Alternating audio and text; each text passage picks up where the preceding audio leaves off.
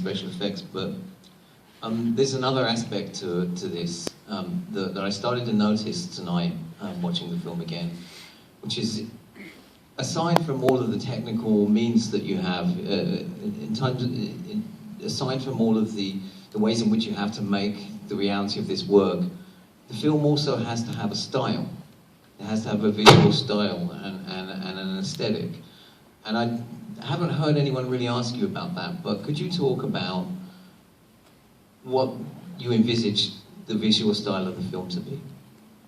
Well, I don't worry, and I don't try not to discuss about in the making of the film so much about style or aesthetic, because I have become very worried and distrustful of style and aesthetic. I get more focused and more about language. You know, with my collaborators, the conversations are always about theme and the language to convey that theme.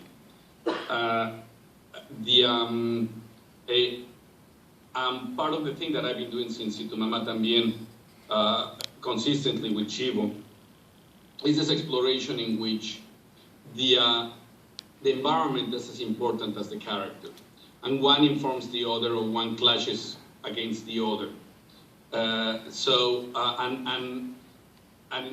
And for us, it's about to register that in real time. So that's the byproduct of that is the long extended takes, but also that tend to be kind of loose. You know, it's the camera tends to be loose and just in this film going into close-ups in very, very specific moments. But if not, the camera is just keeping everything from afar. Because part of the goal of the film, and that was something with Jonás, was to create a film in which the thematics were going to be conveyed not through rhetoric, but more abstract means or metaphors. You know, so it's about this astronaut that is drifting between the void and the possibility of life in the other side, that is the Earth. You know, and it's this character that is drifting into the void, victim of her own inertia, and getting farther away from human communication. And we were clear that the story was a story about rebirth from the standpoint of gaining a new knowledge of yourself. So there's a lot of imagery that is around that idea of birth. So what I'm saying is that all those thematics started informing not the language, but what we were going to see and how we were going to see it. Just one last thing before I turn it over to the audience, to kind of come back to this question of language.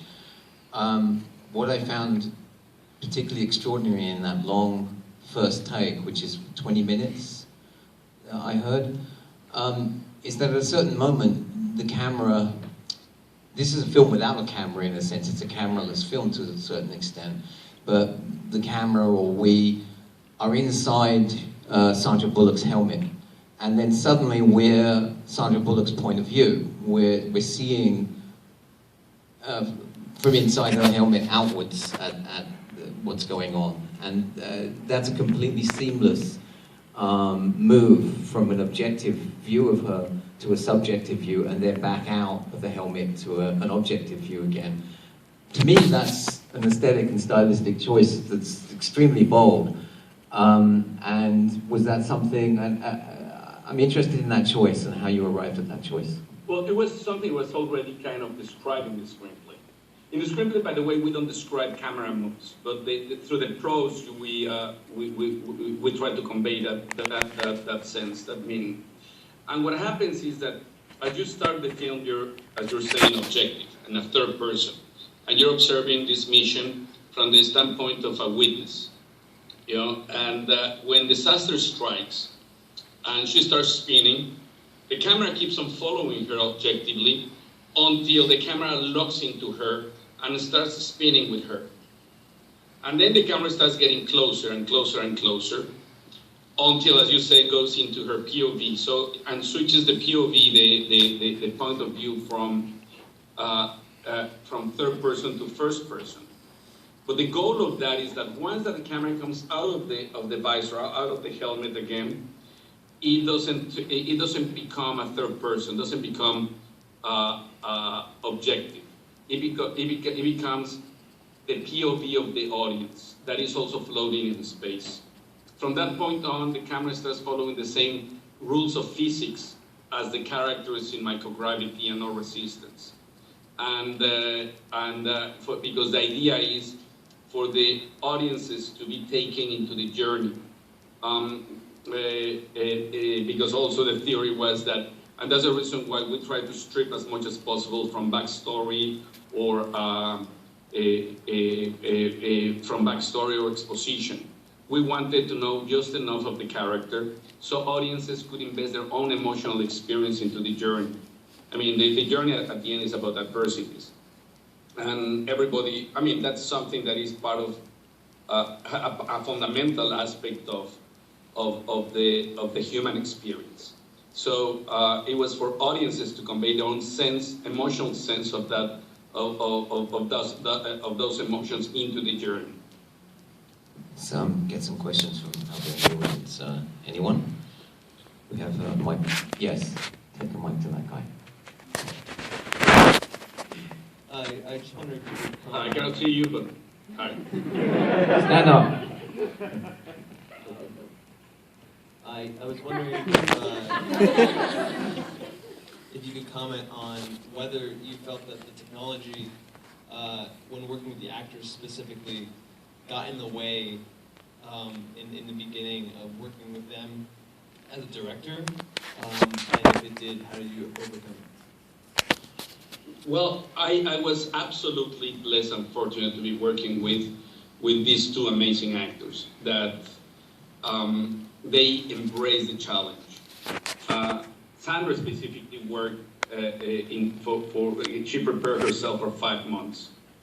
And in those months, she prepared herself physically because she had, in one hand, she was very clear, and we talk about that, about the body language and how she wanted to really be trim and give almost this androgynous kind of feel throughout the first part of the film. But also because most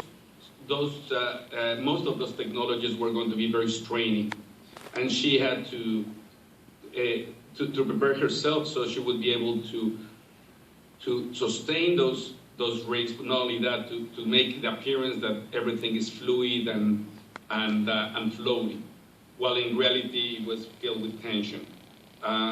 So, in one hand, physically she went through the whole thing, in the working out, working with the stunts, working with the special effects people, working with the animators and myself, trying to figure out the best way, because in many ways we were blocking in the animation. So she was involved in the blocking of some of these scenes.